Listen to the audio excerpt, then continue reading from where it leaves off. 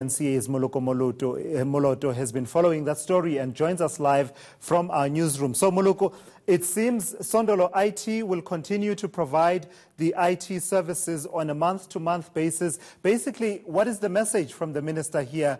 It's not possible to replace the services that have been rendered by African Global Operations / Bosasa?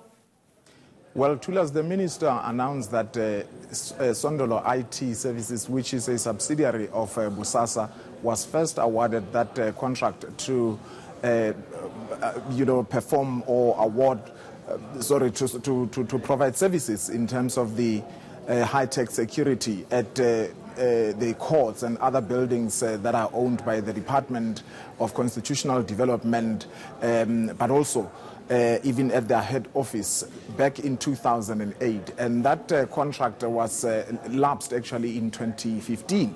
And department officials decided, without issuing out a tender, without allowing competitive bidding, they just decided to renew that contract. And that clearly was unlawful. And that contract continued up to today. Now, as a result, the department now finds itself in a corner because it cannot just willy-nilly pull out those security services that are provided by Sondolo IT, because then they will leave those facilities exposed. However, the minister pointed out that they are going to be renewing this contract on month-to-month basis, but until a process is in place to issue out a tender for competitive bidding and a qualified security company is appointed.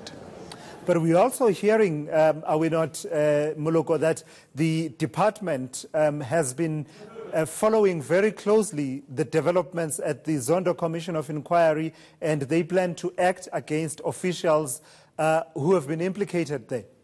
Yes, the minister firstly started by saying that as the department, they fully support the Commission of Inquiry into state capture.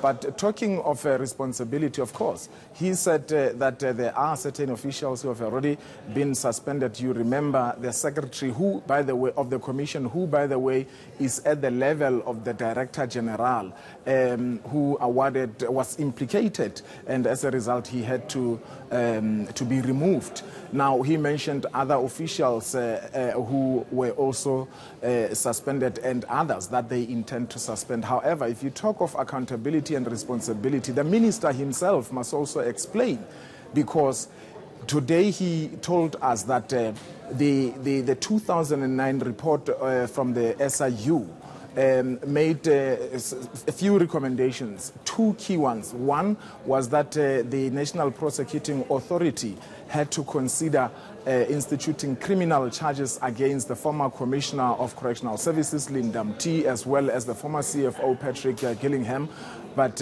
also the officials of Bosasa and the company itself. That did not happen. Of course, we saw that it was only a few weeks ago when pressure was beginning to mount and revelations from the Zondo Commission. Now, it then happened that the minister said that there was a recommendation that the department had to institute a civil claim to recoup the money. So the ministers who came before him did nothing. Himself, as the minister, he did nothing even when he got into office in 2014. So, Moloko, what else did he have to say about the review that they've been promising as government of all contracts that are done with African Global Operations, especially in the light of, one, the arrests that we saw and the court appearances we saw of the officials you just mentioned, but also in light of the company going into voluntary sequestration?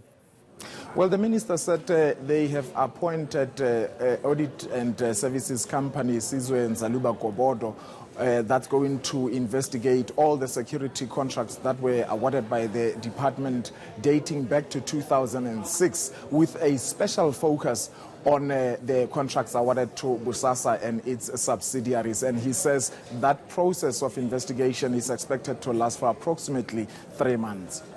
All right, thank you so much for that. And I think the word I was looking for there is voluntary liquidation. ENCA's Moloko Moloto tracking that story there, having attended, of course, that briefing by Justice Minister Michael Masutha. The ANC Women's League